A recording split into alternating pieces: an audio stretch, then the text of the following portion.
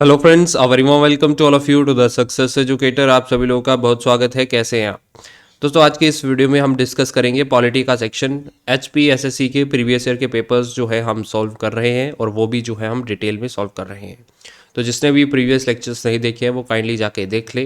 पूरा प्लेलिस्ट बन जाएगा। पॉलिटी का अलग प्लेलिस्ट बनेगा, हिस्ट्री का अलग बनेगा और ज्योग्राफी का अलग बन जाएगा एंड एचपीजीके का भी अलग जो है प्लेलिस्ट बन जाएगा।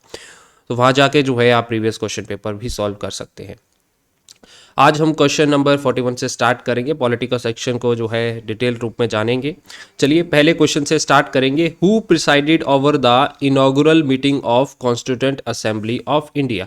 भारत की संविधान सभा की उद्घाटन सभा का अध्यक्षता किसने करी थी? तो देखो, यहाँ पे जो पहली मीटिंग हुई थी, राइट, वो कब हुई थी? कॉन्स्टिट्यूशन की 9 दिसंबर 1946 को ये पहली मीटिंग हुई थी और इसमें जो है सच्चिदानंद सिन्हा को प्रेसिडेंट बनाया गया था। लेकिन इनको बनाया तो गया, लेकिन टेम्परेरी पीरियड के लिए बनाया गया था, राइट। और जैसे ही अगली मीटिंग होती है 11 दिसंबर 1946 को, तो नए जो है परमानेंट प्रेसिडेंट बनाए जाते हैं जिनका नाम था राजेंद्र प्रसाद। ठीक है, तो परमानेंट अगर आपको पूछता है तो परमानेंट थे राजेंद्र प्रसाद, और जो नॉन परमानेंट थे यानी कि जो पहली मीटिंग में बनाए गए थे वो थे डॉक्टर जो सच्चिदानंद सिन्हा, राइट। ऑप्शन ए इसका सही आंसर हो जाएगा। लेकिन परमानेंट जो थे राजेंद्र प्रसाद बनाए गए थे। दूसरा क्वेश्चन पूछा जा सकता है कि वाइस प्रेसिडेंट कौन थे कॉन्स्टिट्यूएंट असेंबली के?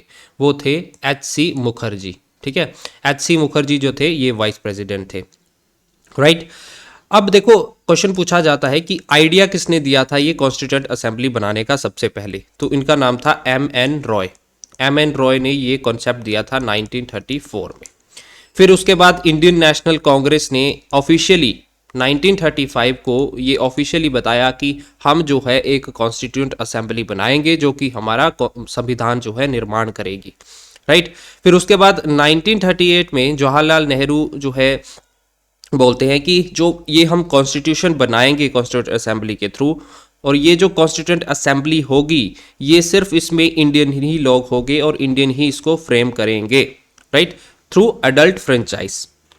ओके, तो ये जो है इस तरह से जो है जवाहरलाल नेहरू ने ये बात कही थी। एंड देन ये जो डिमांड थी कॉन्स्टिट्यूएंट असेंबली बनाने की वो कब एक्सेप्ट करी गई थी इंग्लिश के द्वारा, अंग्रेजों के द्वारा? ये अगस्त ऑफर आया था। अगस्त ऑफर में ये डिमांड एक्सेप्ट करी गई। याद रखिएगा 1940 में ये अगस्त ऑफर आता है और इसमें ब्रिटिश जो है डिमांड एक्सेप्ट करते हैं to frame the constituent assembly. लेकिन कॉन्स्टिट्यूएंट असेंबली जो बनी है दोस्तों वो कैबिनेट मिशन प्लान के तहत बनी है जो कि 1946 के अंदर आया था। तो कॉन्स्टिट्यूएंट असेंबली कब बनी? 1946 में बनी। किस प्लान के तहत? कैबिनेट मिशन प्लान के तहत। अब कॉन्स्टिट्यूएंट असेंबली की जो टोटल स्ट्रेंथ स्टार्टिंग में हुआ करती थी वो थी 389 विभाजन से पहले। उसमें से 296 जो प्रोविंस हुआ करते थे वो ब्रिटिश इंडिया के अंदर थे और बाकी 93 जो थे ये प्रिंसली स्टेट्स हुआ करती थी। फिर उसके बाद जब पार्टीशन हो जाता है तो इसकी स्ट्रेंथ जो है घट जाती है 299 पे, और इसमें जो है 229 जो है इंडियन प्रोविंस बचते हैं और बाकी जो है 70 ये प्रिंसली स्टेट्स बचती हैं। तो पिछली बार हमने क्वेश्चन देखा था उसमें ये क्वेश्चन पूछा गया था कि इंडिया की प्रिंसली स्टेट कितनी थी कॉन्स्टिट्यूएंट असेंबली में? तो इंडिया की पूछा गया था, यानी कि वहां पे पूछा गया था कि आपका जो है डिवीजन हो चुका है, पार्टीशन हो चुका है, उसके बाद का पूछा गया था। तो दोनों का पता होना चाहिए, पार्टीशन से पहले और पार्टीशन के बाद का। ठीक है जी, ये बातें ध्यान में होनी चाहिए। एंड इसके अलावा देखिए, जो लास्ट मीटिंग हुई है कॉन्स्टिट्यूएंट असेंबली की वो कब हुई है? 24 जनवरी 1950। तो पहली मीटिंग कब हुई? 9 दिसंबर 1946 को। ठीक है, पहली जो हुई 9 दिसंबर को हुई है, ये मैंने आपको बताया ऊपर, और लास्ट जो हुई 24 जन 1950 को लास्ट हुई थी। कॉन्स्टिट्यूशनल एडवाइजर कौन थे? क्वेश्चन पूछा जाता है। तो कॉन्स्टिट्यूशनल एडवाइजर जो थे वो थे बी.एन. राव। ठीक है, बी.एन. राव जो थे ये कॉन्स्टिट्यूशनल एडवाइजर थे। तो ये सब चीज़ें याद रखिएगा, इंपॉर्टेंट है एग्जाम पर्सपेक्टिव से। अगले क्वेश्चन पे चलेंगे। अगला क्वेश्चन बोलता है, question number 42, which is the lower house of parliament? संसद का निम्न सदन कौन सा है? तो लोअर हाउस किसको बोला जाता है? लोकसभा को। एल से लोअर, एल से लोकसभा, इस तरह से आप याद रख सकते हैं। जो राज्यसभा होती है ये हायर है, ठीक है, अपर हाउस बोलते हैं इसको, अपर हाउस, इसको बोला जाता है अपर हाउस, और लोकसभा को लोअर हाउस। एक और चीज बोली जाती है, लोकसभा को हाउस ऑफ द पीपल बोला जाता है, हाउस ऑफ द पीपल,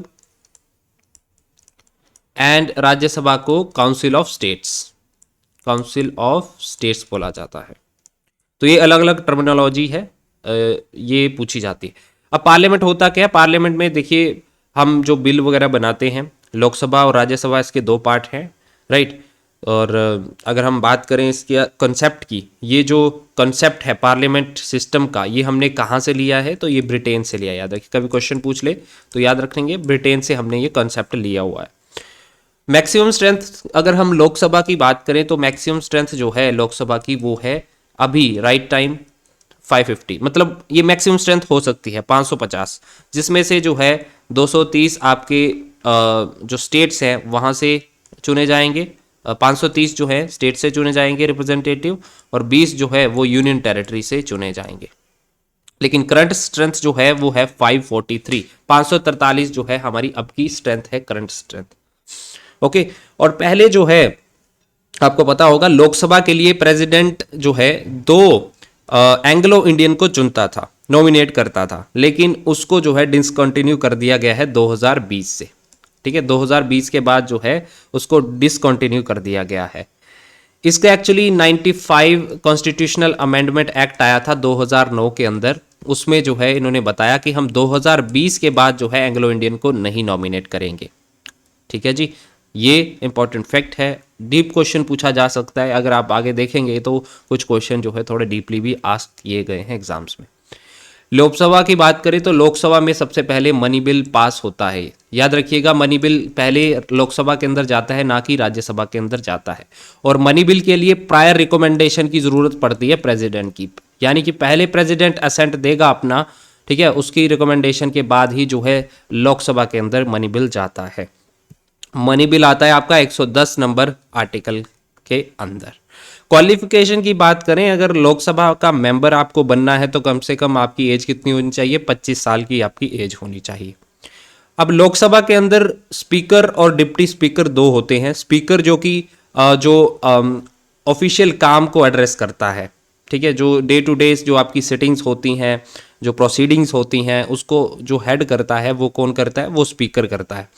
एक दूसरा क्वेश्चन पूछा जाता है कि जॉइंट सिटिंग को कौन एड्रेस करता है या प्रिसाइड करता है? तो याद रखिएगा लोकसभा स्पीकर ही जो है जॉइंट सिटिंग को प्रिसाइड करता है, राइट जी।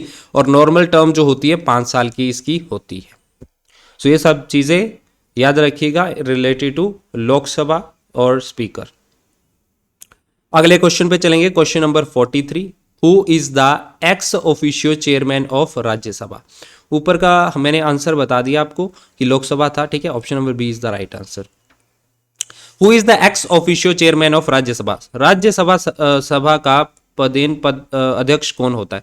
राज्यसभा का पद का अध्यक्ष कौन होता है दोस्त? तो ये होता है आपका वाइस प्रेसिडेंट, ठीक है। जो वाइस प्रेसिडेंट होता है वो ऑटोमेटिकली चेयरमैन बन जाता है, किसका? राज्यसभा का दोस्तों। जैसे कि लोकसभा के अंदर स्पीकर होता है, डिप्टी स्पीकर होता है, जो आपकी राज्यसभा होती है उसमें चेयरमैन और वाइस चेयरमैन होता है, ठीक है जी। अब चेयरमैन वो होता है जो आपका वाइस प्रेसिडेंट होता है, याद रखिएगा, जो वाइस प्रेसिडेंट होगा वो राज्यसभा की प्रोसीडिंग को चलाएगा।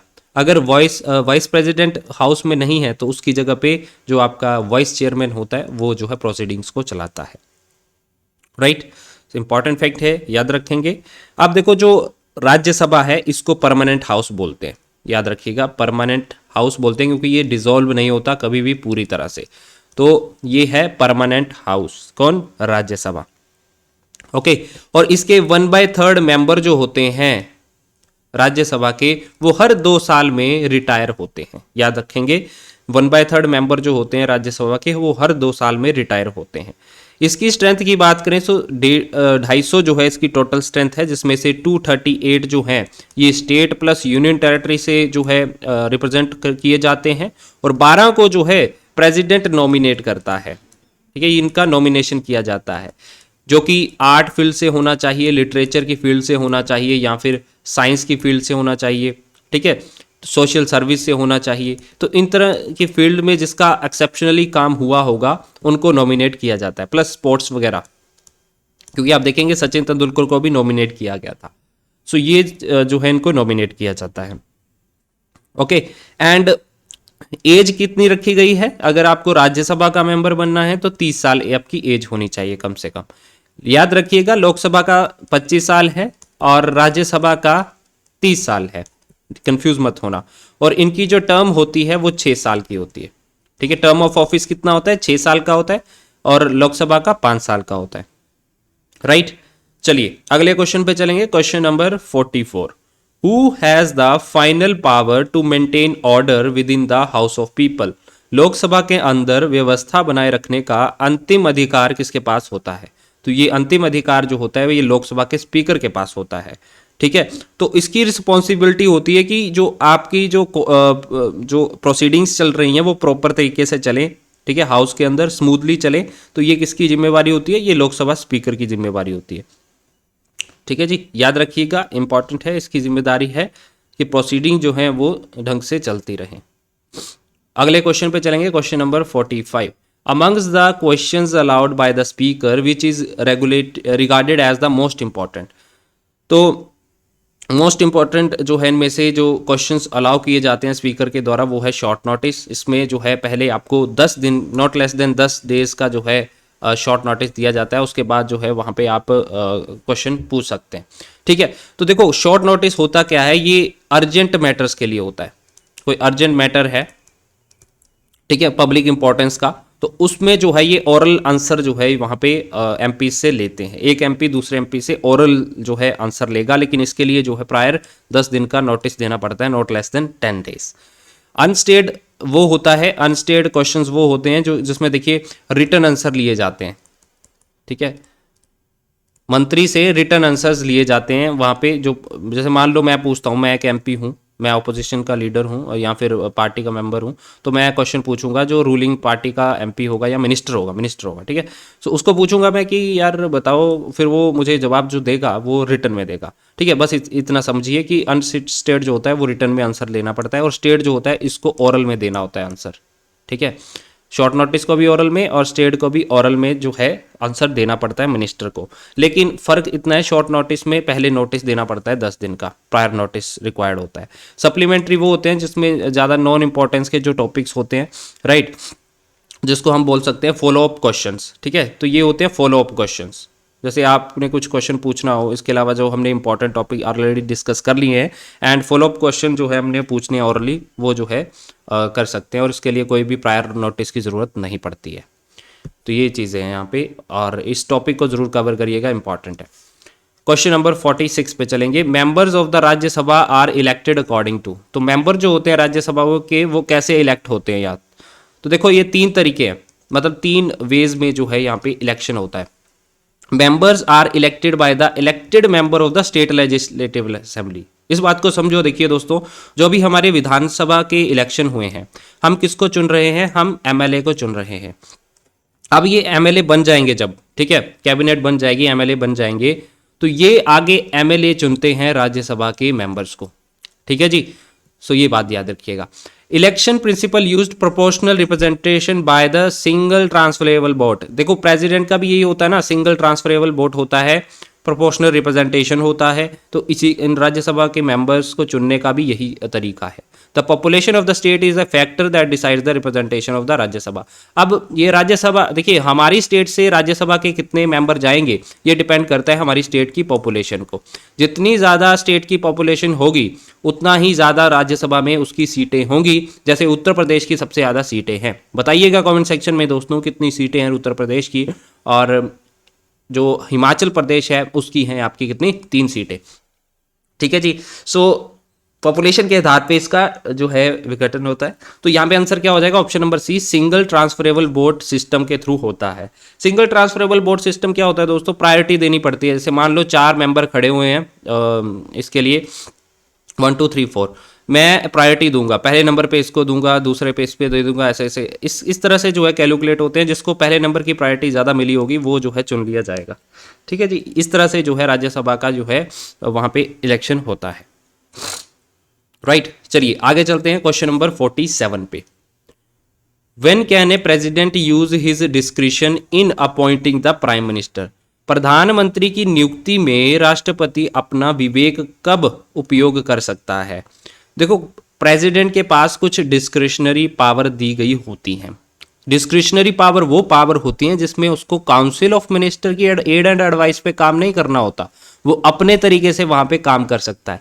अब देखो, कॉन्स्टिट्यूशन में लिखा गया है, ठीक है जी, 42 कॉन्स्टिट्यूशनल अमेंडमेंट एक्ट आया था, ठीक है, जिसमें प्रेसिडेंट को कंपलसरी कर दिया गया कि आपको काउंसिल ऑफ मिनिस्टर की एड एंड एडवाइस पे काम करना पड़ेगा। लेकिन इनको जो है कुछ डिस्क्रिशनरी पावर भी दी गई है कि वो अपने आप से भी डिसीजन ले सकते हैं कुछ सर्टेन कंडीशंस में। वो कंडीशंस क्या है?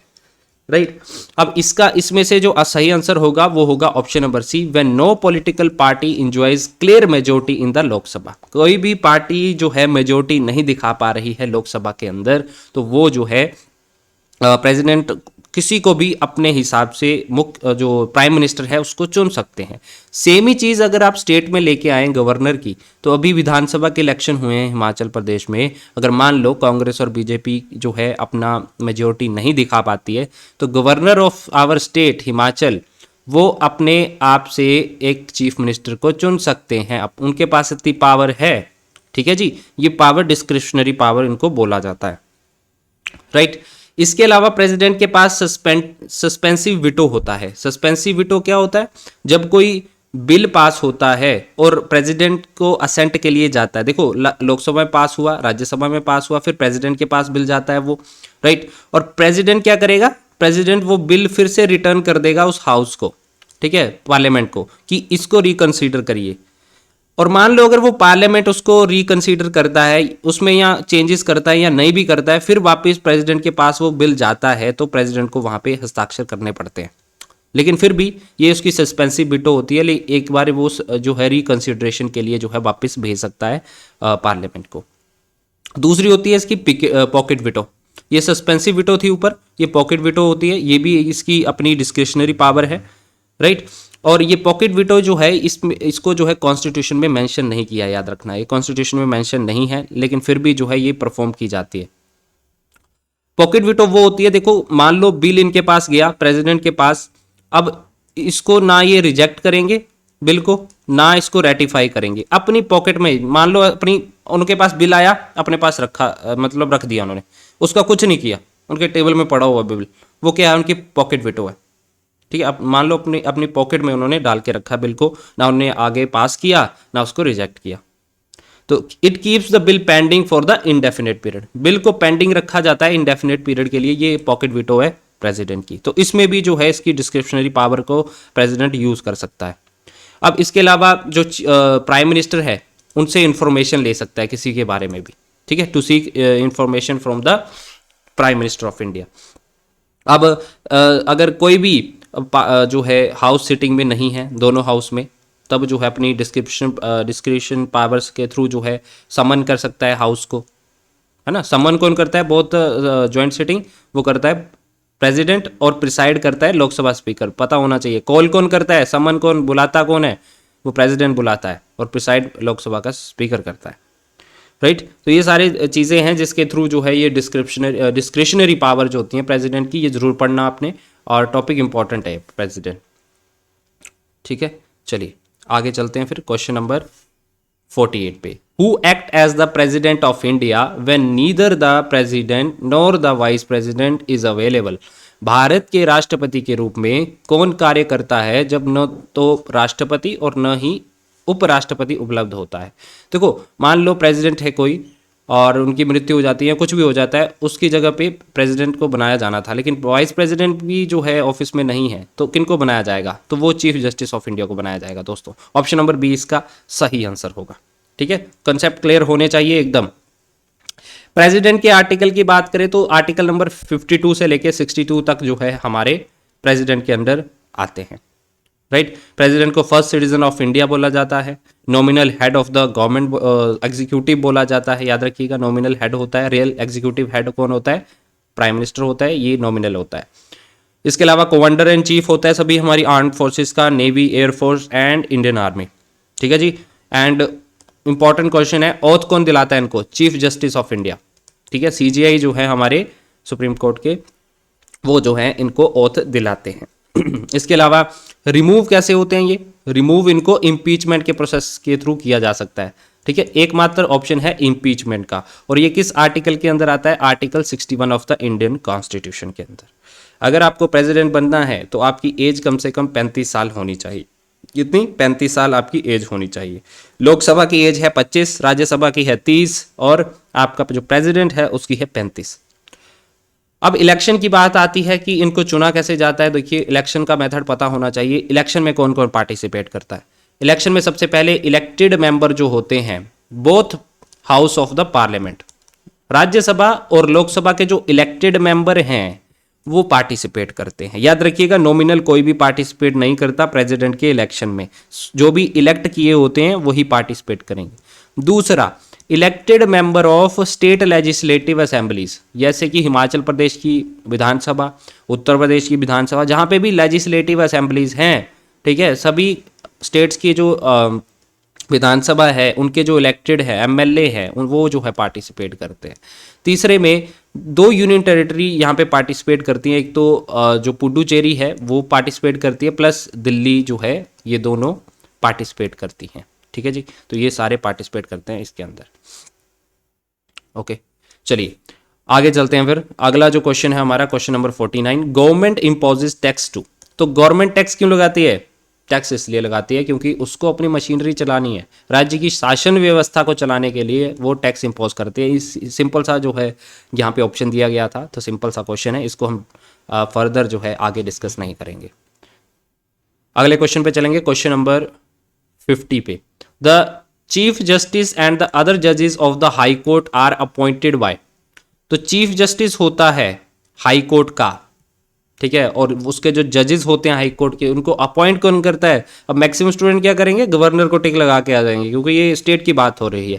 लेकिन याद रखिएगा आंसर प्रेसिडेंट होगा। प्रेसिडेंट अपॉइंट करते हैं जजेस of supreme court, high court, दोनों के, ठीक है जी, याद रखेंगे। गवर्नर जो अपॉइंट करता है वो अपॉइंट करता है डिस्ट्रिक्ट जजेस जो होते हैं, ठीक है, या फिर लोकायुक्त वगैरह जो होते हैं, सब डिस्ट्रिक्ट के जो जजेस होते हैं उनको जो है गवर्नर करता है। लेकिन high court and the supreme court both जजेस are appointed by the president of India, उनको प्रेसिडेंट जो है वहां पे अपॉइंट करता है जी, ठीक है जी, याद रखेंगे इस बात को, राइट। जैसे कि इलेक्शन कमिश्नर है उसको अपॉइंट करेगा president, right. Controller and auditor general of India जो होता है इनको जो है अपॉइंट करता है। बाकी के स्टेट जो इलेक्शन कमीशन के मेंबर्स होते हैं, ठीक है, चीफ इलेक्शन कमिश्नर हो गया और उसके मेंबर्स हो गए बाकी, उन सभी को, ठीक है, कैग को, एंड बाकी भी जो भी जैसे यूपीएससी के चेयरमैन हैं, मेंबर्स हैं, उनको अपॉइंट करेंगे, ठीक है जी। ये सारी चीज़ें जो हैं इनके द्वारा की जाती हैं। अगले क्वेश्चन पे चलेंगे, ठीक है जी। अगले क्वेश्चन पे चलते हैं, which is enforceable in a court of law. न्यायालय में कौन सा परिवर्तनीय है? देखो एनफोर्सेबल है मतलब जस्टिशिएबल है।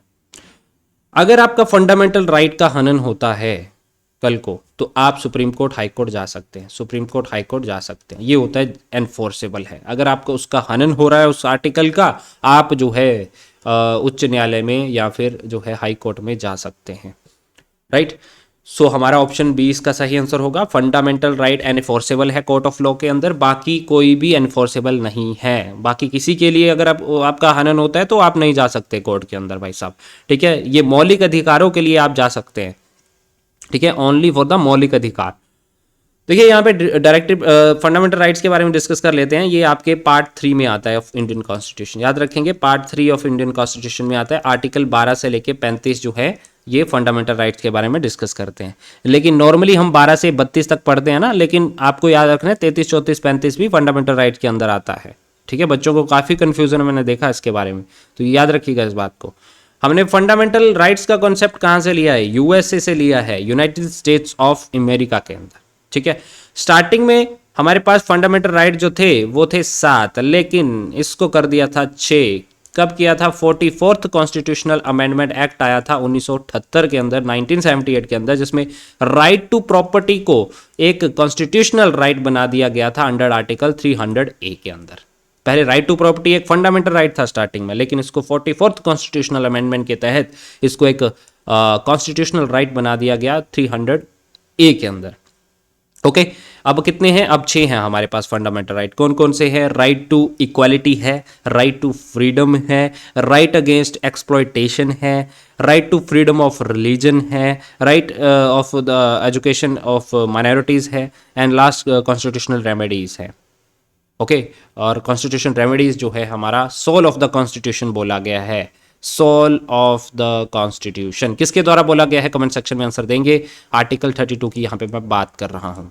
ठीक है, इसके अंदर ही जो है आपकी 5 रिट्स आती हैं, उसको भी हम डिस्कस करेंगे जब क्वेश्चन आएगा। ओके, सो ये सारी चीज़ें याद रखिए। डायरेक्टिव प्रिंसिपल की बात करें दोस्तों, ये directive principles of state policy हैं। ये सरकार को दिशा निर्देश दिए गए हैं कॉन्स्टिट्यूशन के अंदर कि आप जो भी पॉलिसी वगैरह बनाएंगे, ठीक है, लोगों के लिए, वो इसके मद्देनजर जो है रखकर बनाएंगे, जो भी उसमें लिखा गया होगा directive principle of state policy में। ये पार्ट 4 ऑफ इंडियन कॉन्स्टिट्यूशन के अंदर है। पार्ट 3 के अंदर आपका फंडामेंटल राइट है, पार्ट 4 के अंदर आपका डायरेक्टिव प्रिंसिपल है। इसके आर्टिकल 36 से लेके 51 तक, 36 से लेके 51 तक ये जो है ये आर्टिकल कवर करता है। Right, directive principles of state policy. और ये डीपीएसपी जो है हमने कहाँ से लिए हैं? ये आयरलैंड से लिए हैं। ये कॉन्सेप्ट हमने directive principle of state policy का निदेशक तत्व का वो हमने आयरलैंड से लिया है। फंडामेंटल ड्यूटी का कॉन्सेप्ट हमने यूएसएसआर से लिया। आज के समय में रशिया बोलते हैं यूएसएसआर को, तो याद रखिएगा ये हमने यूएसएसआर से जो है फंडामेंटल ड्यूटीज का कॉन्सेप्ट लिया है। फंडामेंटल ड्यूटीज पार्ट 4A के अंदर आती है। ए मीन्स इसको अमेंडमेंट के थ्रू लाया गया था। पहले फंडामेंटल ड्यूटीज नहीं थी जब हमारा कॉन्स्टिट्यूशन बना था, इसको बाद में कब ऐड किया गया था? 42nd कॉन्स्टिट्यूशनल अमेंडमेंट एक्ट 1976 में जो आया, उसके अकॉर्डिंग जो है हमारी 10 फंडामेंटल ड्यूटी को ऐड किया गया था। ठीक है, under article 51A of Indian constitution. अभी आज के समय में 11 फंडामेंटल ड्यूटीज हैं। एक ड्यूटी इंक्रीज कर दी गई, कौन सी? राइट टू एजुकेशन वाली। ठीक है, मतलब एजुकेशन, सरकार का दायित्व बनता है कि वो 6 से 14 साल के बच्चे को जो है एजुकेशन प्रोवाइड करवाए, वो भी फ्री एजुकेशन। तो ये ड्यूटी भी बनाई गई है और ये फंडामेंटल राइट भी है हमारा। ओके, और ये 86 कॉन्स्टिट्यूशनल अमेंडमेंट एक्ट आया था 2002 के अंदर, उसके तहत जो है एक और फंडामेंटल ड्यूटी 11 नंबर की ऐड की गई थी। तो टोटल फंडामेंटल ड्यूटी आज के समय में हमारे पास 11 है। प्रेम्बल की दोस्तों बात करें तो प्रेम्बल जो है ये क्वेश्चन पूछा जाता है कि क्या ये हमारे कॉन्स्टिट्यूशन का पार्ट है या नहीं है? तो yes, it is a part of Indian constitution. और ये केशवनंद भारती केस आया था, उसमें ये चीजें जो है 1973 में उसमें ये डिसाइड की गई थी। ओके जी, एंड ये प्रेम्बल हमारी फिलोसफी बताता है कॉन्स्टिट्यूशन की। और ये जो प्रेम्बल लाया गया था, ये ऑब्जेक्टिव रेजोल्यूशन जो जवाहरलाल नेहरू के द्वारा लाया गया था ना, उसके बेसिस पे है ये, उसके बेसिस पे जो है प्रेम्बल बना हुआ है। प्रेम्बल जो इनेक्ट हो गया था 26 नवंबर 1949 को। तो आधा कॉन्स्टिट्यूशन हमारा जो इनेक्ट हुआ था 26 नवंबर 1949 को, पूरी तरह से 26 नवंबर 1950 को हुआ था। राइट, एक और चीज आपको याद रखनी है कि हमारा जो प्रेम्बल है सिर्फ एक बार अमेंड हुआ है, अभी तक एक बार इसमें अमेंडमेंट हुई है, जिसमें आपका सोशलिस्ट, सेकुलर एंड इंटीग्रिटी, ये 3 वर्ड जो है बाद में ऐड किए गए थे 42 कॉन्स्टिट्यूशनल अमेंडमेंट के थ्रू। अब आप देखेंगे 42 कॉन्स्टिट्यूशनल अमेंडमेंट में काफी सारे चेंजेस किए गए हैं, तो इसलिए इसको मिनी कॉन्स्टिट्यूशन भी बोला जाता है। ठीक है जी, याद रखेंगे। चलिए अगले क्वेश्चन पे चलते हैं फिर। Question number 52, recognition to a political party is accorded by. तो पॉलिटिकल पार्टी को जो रिकॉग्निशन मिलता है वो कौन देता है? वो इलेक्शन कमिश्नर देता है, इलेक्शन कमीशन के द्वारा दिया जाता है। ऑप्शन सी इसका सही आंसर होगा। अब देखो, अगर किसी को, अब क्वेश्चन पूछा था नेशनल पार्टी बनना है तो उसके लिए क्या फुलफिल करनी पड़ेगी कंडीशन? तो registered party is recognised as a national party only if fulfil any one of the following. किस इस 3 कंडीशन में से एक कंडीशन को उसको फुलफिल करना पड़ेगा, तब वो जाके जो है एक रजिस्टर्ड पार्टी जो है नेशनल पार्टी बन सकती है। जैसे आज के समय में नेशनल पार्टी बड़ी बड़ी कौन सी है? बीजेपी है, इंडियन नेशनल कांग्रेस है, अब जो आम आदमी पार्टी भी जो है बन चुकी है, बहुजन समाजवादी पार्टी जो है वो बन चुकी है। ठीक है, समाजवादी पार्टी है। ठीक है, सो ये सारी जो है हमारी नेशनल पार्टीज बन चुकी हैं। The party wins 2% of the seats in Lok Sabha. Lok Sabha के अंदर पहले क्या था, 2% सीटें जीते तब बन सकती है। अब लेकिन 2014 में क्या हुआ, इन्होंने कर दिया कि 11 सीटें जो है लोकसभा के अंदर जो है होनी चाहिए। तो 550 जो है टोटल स्ट्रेंथ है, उनमें से 11 सीटें जो है वो जीते हों फ्रॉम एटलीस्ट 3 डिफरेंट से, वो भी 3 डिफरेंट स्टेट से जीती गई हों। दूसरा बोलता है कि at a general election to Lok Sabha और legislative assembly the party polls 6% of votes in 4 state. उसको जो है विधानसभा में या फिर लोकसभा में 6% वोट पड़े हों, ठीक है, किसी भी 4 स्टेट से। And in addition it wins 4 Lok Sabha seats from any state और स्टेट। इसके अलावा किसी भी स्टेट से वो 4 या फिर 2 या 3 स्टेट से मिला के 4 लोकसभा सीटें जीती हों। इसके अलावा party gets recognition as a state party in 4 or more states, ठीक है, और उसको जो है स्टेट पार्टी का रिकॉग्निशन मिल चुका हो 4 या 4 से ज़्यादा स्टेट्स में, तो आप नेशनल पार्टी के लिए एलिजिबल हैं, ठीक है। तो ये चीज़ें हैं, इंपॉर्टेंट है एग्जाम पर्सपेक्टिव से। तो इलेक्शन कमीशनर ही जो है पॉलिटिकल पार्टी को रिकॉग्निशन देता है, मींस वो सिंबल देता है पार्टी को, एक पर्टिकुलर सिंबल देगा, जिसको सिंबल को आगे लेके चल के ही जो है उसको इलेक्शन लड़ना होता है, उसको दिखा के, ठीक है जी, याद रखेंगे। ओके, चलिए, इलेक्शन कमिश्नर ऑफ इंडिया आज के समय में कौन है, ठीक है, राजीव कुमार हैं, याद रखें, राजीव कुमार हैं इलेक्शन कमिश्नर, और इसके साथ 3 अदर मेंबर्स होते हैं। चलिए 53 पे चलेंगे, question number 53। In the constitution setting up of village panchayat finds mention under which article, ठीक है। सो देखो, विलेज पंचायत का जो है हमारा directive principles of state policy के अंदर मेंशन किया हुआ है, ठीक है, डीपीएसपी के अंदर आर्टिकल 40 के अंदर। Option A is the right answer. 40 number article जो है हमारा डीपीएसपी में, उसमें विलेज पंचायत के बारे में मेंशन किया गया है, और ये गांधीयन प्रिंसिपल के अंदर आता है, ठीक है, गांधीयन प्रिंसिपल्स, राइट। अब देखो, पंचायती राज सिस्टम जो है भारतीय संविधान में अमेंडमेंट के थ्रू लाया गया था। वो कौन सा अमेंडमेंट था? 73rd कॉन्स्टिट्यूशनल अमेंडमेंट एक्ट आया था 1992 के अंदर, जिसमें बोला गया पंचायती राज सिस्टम को इंक्लूड करिए। और 74th कॉन्स्टिट्यूशनल अमेंडमेंट एक्ट आया 1992 के अंदर, फिर जो है बोला गया म्यूनिसिपलिटीज जो है, म्यूनिसिपल कॉरपोरेशन को भी इंक्लूड होना चाहिए हमारे कॉन्स्टिट्यूशन में, ठीक है। सो इन दोनों के बारे में ये जो है, ये अमेंडमेंट जो बहुत ही इंपॉर्टेंट है, एग्जाम में पूछी जाती है, याद रखिएगा। अब मैंने ऑलरेडी आपको जो है डीपीएसपी के बारे में बता दिया है, आर्टिकल कौन से तक कवर करता है, ठीक है, कहाँ से हमने कॉन्सेप्ट लिया है, ये सारी चीज़ें जरूर पता होना चाहिए। चलिए जी, आर्टिकल 50 क्वेश्चन नंबर 54 पे चलेंगे। Term of CAG of India is, Bharat के कैग का कार्यालय क्या है? कैग क्या होता है? Controller and auditor general of India, controller and auditor general of India. ये देख, कैग का जो ऑफिस होता है ये इंडिपेंडेंट ऑफिस होता है टोटली, ठीक है, और ये हेड होता है Indian audit and account department का। याद रखेंगे किसका हेड होता है? हेड होता है इंडियन ऑडिट और अकाउंट का, और इसको गार्डियन ऑफ पब्लिक पर्स बोला जाता है। याद रखेंगे, guardian of public purse, public purse.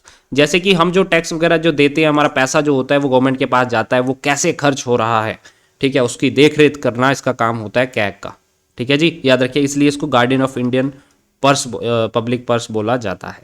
और इसकी जो टर्म होती है वो 6 साल हो या फिर 65 साल, जो भी पहले हो वो इसकी जो है यहाँ पे टर्म होती है कैग की। मीन्स 6 साल का नॉर्मल टर्म होता है इसका, वो हो जाए, या फिर उसकी अगर 65 साल उम्र हो गई है तो वो रिटायर हो सकता है वहां पे, ठीक है, विच एवर इज अर्लियर, जो पहले हो जाए, 6 वर्ष या फिर 65 वर्ष की आयु जो भी पहले हो जाए, राइट। सो ये जो है ऑप्शन नंबर डी इसका सही आंसर होगा। कैग का ऑफिस बिल्कुल इंडिपेंडेंट होता है, गार्डियन ऑफ इंडियन पर्स जो है इसको बोला जाता है। अब आज के समय में टुडे, आज अगर हम बात करें तो आज जो है हमारा कैग कौन है? गिरीश चंद्र मुर्मू। याद रखिए, गिरीश चंद्र मुर्मू जो है अभी हमारे कंट्रोलर एंड ऑडिटर जनरल है इंडिया के। आर्टिकल 148 से लेके 151 तक जो है कैग का ऑफिस आता है भारतीय संविधान के अंदर। कैग का जो ऑफिस है वो हमने कहाँ से लिया है? वो हमने लिया है ब्रिटेन से, ठीक है, याद रखेंगे, हमने कहाँ से लिया है? ब्रिटेन से जो है ये कॉन्सेप्ट हमने कैग का लिया है। तो आप देखेंगे ब्रिटेन से हमने काफ़ी सारी चीज़ें जो है ले रखी हैं, ठीक है। ब्रिटेन का जो पार्लियामेंट है उसको क्या बोलते हैं? वेस्टमिंस्टर। चलिए, अगला क्वेश्चन है 55। Anti defection law was enacted as early as 1979 in, anti defection जो है दल बदल कानून जो है सबसे पहले 1979 में लगाया गया था। कहाँ पे? वेस्ट बंगाल के अंदर। ऑप्शन सी इसका सही आंसर होगा, वेस्ट बंगाल के अंदर लगाया गया था दोस्तों।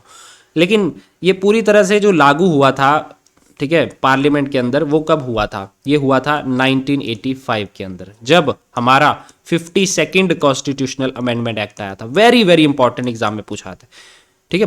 52 नंबर का जो कॉन्स्टिट्यूशनल अमेंडमेंट एक्ट आया था 1985 के अंदर, ठीक है, तब जो है हमारा एंटी डिफेक्शन लॉ पार्लियामेंट के अंदर लॉ बन गया था, बना दिया गया था एंटी डिफेक्शन लॉ का, दल बदल कानून का। जो ऐसे करते हैं ना कि मैं इस पार्टी में चला जाऊं, दूसरी पार्टी में चला जाऊं अपनी मर्जी से कभी भी, ठीक है। इलेक्शन वो दूसरी पार्टी से जीतेगा, लेकिन जो है पार्टी बदल लेगा बाद में जाके, ठीक है।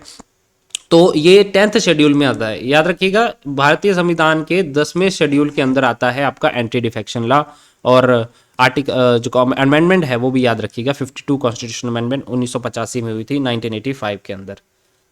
ओके जी, चलिए last question of the day is question number 56। A tax that takes away a higher proportion of one's income as income rises is terms as. देखो, जैसे ही हमारी इनकम बढ़ती है वैसे ही हमारे टैक्स भी बढ़ते हैं, ठीक है। जैसे इनकम बढ़ेगी वैसे ही टैक्स भी बढ़ते हैं। तो ये किस टाइप का जो है हमारा टैक्स होता है? ये प्रोग्रेसिव टैक्स बोला जाता है। जैसे ही आपकी इनकम इंक्रीज हुई वैसे ही आपका जो है टैक्स भी बढ़ने लगा, इसको प्रोग्रेसिव टैक्स बोला जाता है। अब ये बैड भी है और गुड भी है। गुड इसलिए है कि जो ज़्यादा जो कमाएगा उसको ज़्यादा भरना पड़ता है, वो ज़्यादा देगा, एंड जो कम कमाता है पुअर फैमिली से है उसको कम ही देना पड़ेगा। लेकिन बैड इसमें ये है कि ये डिमोटिवेट करता है किनको? जो ज़्यादा पैसा कमाते हैं, कि हम ज़्यादा पैसा कमाएंगे तो हमें टैक्स भी ज़्यादा भरना पड़ेगा, ठीक है जी। तो ये जो प्रोग्रेसिव टैक्स होता है, जैसे आपकी इनकम बढ़ती जाती है वैसे ही आपके टैक्स रेट भी बढ़ते जाते हैं। तो ये था आज का important session. I hope video को आपको पसंद आएगा। वीडियो पसंद आया तो लाइक जरूर करें दोस्तों, and make sure to subscribe the channel. Those who are new student, जो नए स्टूडेंट है वो चैनल को सब्सक्राइब भी करें। डेली बेसिस पे मॉर्निंग में आपको ये सेशन मिल जाता है, अपलोड मिल जाता है, तो इन सेशंस को जरूर आप देखिए। एक टाइम ऐसा आएगा कि आप सॉल्व करते करते आपको इतना नॉलेज हो जाएगा कि आपको उस टॉपिक को पढ़ने की भी जरूरत नहीं पड़ेगी। टॉपिक को जरूर पढ़ें, कोई बुक फॉलो करें, साथ में इन एमसीक्यूज को प्रैक्टिस करते रहें। आप कोई भी क्वेश्चन जीएस का, मैं बताता हूं आपको, अगर आपको क्लर्क का एग्जाम हुआ या जीओए का कोई भी एग्जाम होता है, कंप्यूटर तो रहता ही रहता है, साथ में आपका जीएस सेक्शन भी रहता है, ठीक है। और बाकी के एग्जाम सब इंस्पेक्टर में तो रहता ही रहता है, साथ ही साथ आपके जो क्लर्क के एग्जाम है वेरी इंपॉर्टेंट, वहाँ पर सारी चीज़ें पूछी जाती हैं। सभी एग्जाम्स में जीएस पूछा जाता है, तो सभी के लिए इंपॉर्टेंट है। तो इनको प्रैक्टिस जरूर करिएगा, डेली बेसिस पे आदत बनाइए, सुबह उठ के जो है वीडियो जरूर देखेंगे। एंड मिलते हैं आपको नेक्स्ट लेक्चर में, तब तक के लिए जय हिंद।